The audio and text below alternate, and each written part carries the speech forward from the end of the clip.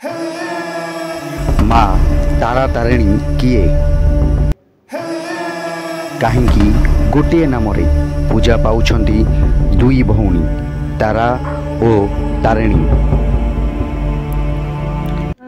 ଦର୍ଶକ ବନ୍ଧୁ, ଆସନ୍ତୁ ଜାଣିବା ସମ୍ପୂର୍ଣ୍ଣ କାହାଣୀ ମା ତାରା ଓ ତାରିଣୀଙ୍କର, ଯାହା ସତ୍ୟ ଘଟଣା ଉପରେ ଆଧାରିତ।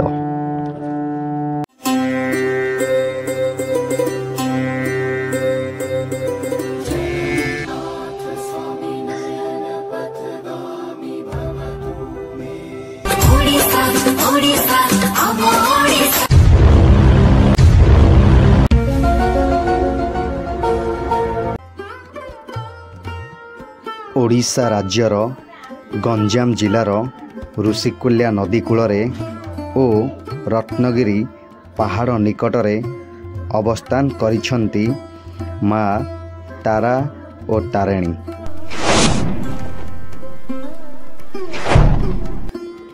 ଭାରତର ଶକ୍ତିପୀଠ ମାନଙ୍କ ମଧ୍ୟରୁ ଏହା ମଧ୍ୟ ଏକ ଶକ୍ତିପୀଠ ଅଟେ। ସତ୍ୟଯୁଗ ଅନୁସାରେ ବ୍ରହ୍ମାଙ୍କର ଏକ ପୁତ୍ର ଥିଲେ, ଯାହାଙ୍କ ନାମ ଥିଲା ଦକ୍ଷ ପ୍ରଜାପତି ଓ ରାଜା ଦକ୍ଷ ପ୍ରଜାପତିଙ୍କର ଅନେକ କନ୍ୟା ମଧ୍ୟ ଥିଲେ। ତାଙ୍କ ମଧ୍ୟରୁ ଜଣେ କନ୍ୟା ଥିଲା ଯାହାର ନାମ ଥିଲା ସତୀ। ସେ ଅତି ସ୍ନେହରେ ବଢ଼ିଥିଲେ।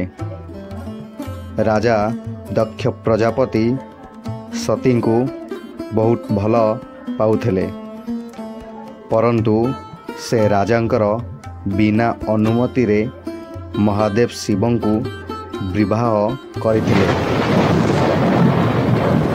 ଯାହାଦ୍ୱାରା ରାଜା ଏହି ବିବାହରେ ଖୁସି ନଥିଲେ। କାରଣ ମହାଦେବ ଶିବ ଶ୍ମଶାନରେ ରହୁଥିଲେ ଓ ତାଙ୍କ ବେଶଭୂଷା ଆଦିକୁ ରାଜା ମଧ୍ୟ ପସନ୍ଦ କରୁନଥିଲେ।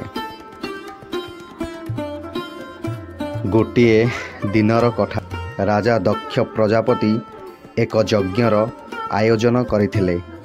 ଏହି ଯଜ୍ଞରେ ଯୋଗ ଦେବା ପାଇଁ ସମସ୍ତ ଦେବାଦେବୀଙ୍କୁ ନିମନ୍ତ୍ରଣ କରିଥିଲେ, ପରନ୍ତୁ ସେ ତାଙ୍କ ଝିଅ ସତୀ ଓ ଜ୍ୱାଇଁ ଶିବଙ୍କୁ ନିମନ୍ତ୍ରଣ କରିନଥିଲେ।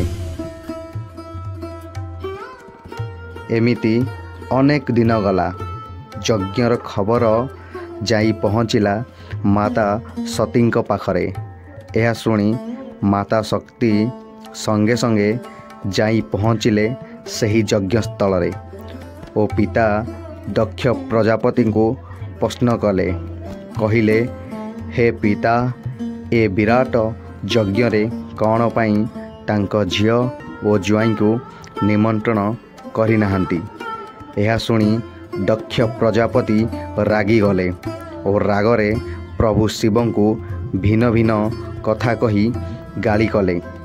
ସ୍ୱାମୀଙ୍କ ବିଷୟରେ ଏହିପରି କଥା ପୁଣି ନିଜ ପିତାଙ୍କ ମୁହଁରୁ ଶୁଣି ସେ ଆଉ ସହ୍ୟ କରିପାରିନଥିଲେ ଓ ସଙ୍ଗେ ସଙ୍ଗେ ସେହି ଯଜ୍ଞରେ ନିଜକୁ ସମର୍ପଣ କରିଦେଲେ ଓ ଅଗ୍ନିରେ ଦାହ ହୋଇଗଲେ।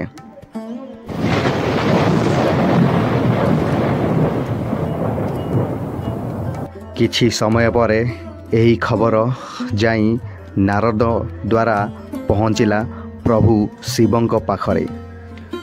ଏହା ଶୁଣି ପ୍ରଭୁ ଶିବ ରାଗରେ ଯାଇ ପହଞ୍ଚିଲେ ସେହି ଯଜ୍ଞ ସ୍ଥାନରେ ଓ କିଏ କିଛି କହିବା ପୂର୍ବରୁ ସଙ୍ଗେ ସଙ୍ଗେ ରାଜା ଦକ୍ଷ ପ୍ରଜାପତିଙ୍କର ଶିରକୁ କରିଦେଲେ ଓ ଯଜ୍ଞକୁ ଧ୍ୱଂସ ବିଧ୍ୱଂସ କରିଦେଲେ ଓ ଶେଷରେ ମାତା ଶରୀରଙ୍କ ପୋଡ଼ା ଶରୀରକୁ ନେଇ ସେ ରାଗରେ ସବୁଆଡ଼େ ଧରି ବୁଲିଲେ ଓ ପ୍ରାୟତଃ ପାଗଳ ହୋଇଗଲେ। ଏହା ଦେଖି ସମସ୍ତ ଦେବାଦେବୀ ଆଶ୍ଚର୍ଯ୍ୟ ହୋଇଗଲେ ଓ ପହଞ୍ଚିଲେ ଯାଇ ପ୍ରଭୁ ବିଷ୍ଣୁଙ୍କ ପାଖରେ ଓ ଏହାର ଉପାୟ ପାଇଁ ଅନୁରୋଧ କରିଥିଲେ। ଏହା ଦେଖି ପ୍ରଭୁ ଶିବଙ୍କ ରାଗକୁ ଶାନ୍ତ କରିବା ପାଇଁ ପ୍ରଭୁ ବିଷ୍ଣୁ ନିଜର ସୁଦର୍ଶନ ଚକ୍ରରେ ମାତା ସତୀଙ୍କ ଶରୀରକୁ ଖଣ୍ଡ ଖଣ୍ଡ କରିଦେଲେ। ଏହି ଶରୀରର ଖଣ୍ଡ ଖଣ୍ଡ ହୋଇ 51 ଖଣ୍ଡ ହୋଇଗଲା ଓ ଏହା ଭାରତର ଭିନ୍ନ ଭିନ୍ନ ସ୍ଥାନରେ ଯାଇ ପଡ଼ିଲା। ଏହି 51 ଖଣ୍ଡ ଶରୀର ଯେଉଁ ଯେଉଁ ସ୍ଥାନରେ ପଡ଼ିଲା ସେଠାରେ 51 ଗୋଟି ଶକ୍ତିପୀଠ ସ୍ଥାପନ କରାଗଲା।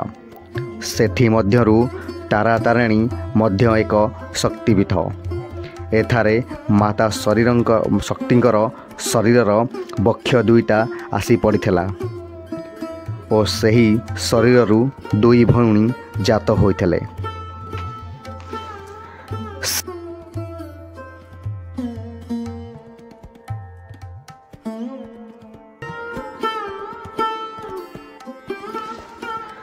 ସେ ସମୟରେ ଗଞ୍ଜାମ ଜିଲ୍ଲାରେ କୁମାରୀ ନାମକ ଏକ ଗ୍ରାମ ଥିଲା। ଯେଉଁ ଗ୍ରାମରେ ବସୁ ପହାରାଜ ନାମକ ଜଣେ ଗୁଣିଆ ଥିଲା। ତାଙ୍କର କୌଣସି ସନ୍ତାନ ନଥିଲା। ସେ ଗୋଟିଏ ଦିନ କୌଣସି କାର୍ଯ୍ୟ ପାଇଁ ରତ୍ନଗିରି ପାହାଡ଼କୁ ଯାଇଥାନ୍ତି ଓ ସେଠାରେ ଏହି 2 ଭଉଣୀକୁ ପାଇଥିଲେ ଓ ତାଙ୍କୁ ଆଣି ନିଜ ଘରେ ଝିଅ ଭଳି ରଖିଥିଲେ ଓ ତାଙ୍କର ନାମ ଦେଇଥିଲେ ତାରା ଓ ତାରିଣୀ। କିନ୍ତୁ କିଛି ଦିନ ପରେ ତାରା ଓ ତାରିଣୀ ସେହି ଗୃହକୁ କୁଆଡ଼େ ଚାଲିଗଲେ ଓ ବାଟରେ ଯିବା ସମୟରେ ଚୁଡ଼ିବାଲାଠାରୁ ଚୁଡ଼ି ନେଇ ପିନ୍ଧିଥିଲେ। ଧୀରେ ଧୀରେ ରାତ୍ରି ହେବାକୁ ଲାଗିଲା।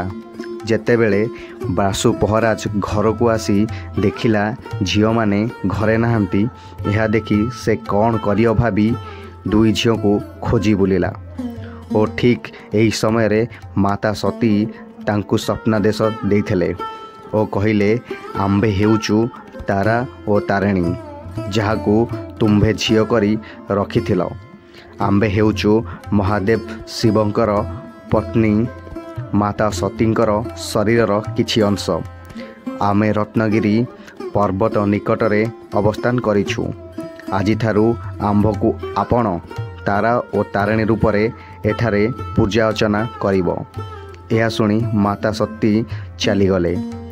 ପରେ ବାସୁ ପହରାଜ ଯାଇ ପହଞ୍ଚିଲା ସେହି ରତ୍ନଗିରିର ପର୍ବତ ଶିଖରକୁ ଓ ସେଠାରେ ସେ ସତୀଙ୍କର ଶରୀରକୁ ଦେଖିଥିଲେ ଓ ସଙ୍ଗେ ସଙ୍ଗେ ନିଜର ତନ୍ତ୍ର ଦ୍ୱାରା ବିଗ୍ରହ ପ୍ରସ୍ତୁତ କରି ମାଙ୍କ ପ୍ରାଣ ପ୍ରତିଷ୍ଠା କରିଥିଲେ ଓ ପରେ ସେଠାରେ ଏକ ମନ୍ଦିର ସ୍ଥାପନ କରିଥିଲେ, ଯାହାକୁ ଆମ୍ଭେ ତାରା ତାରିଣୀ କହିଥାଉ।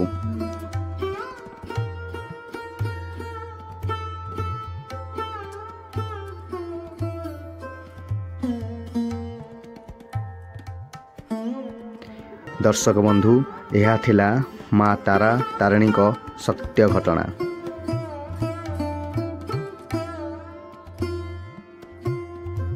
ଜୟ ଜଗନ୍ନାଥ।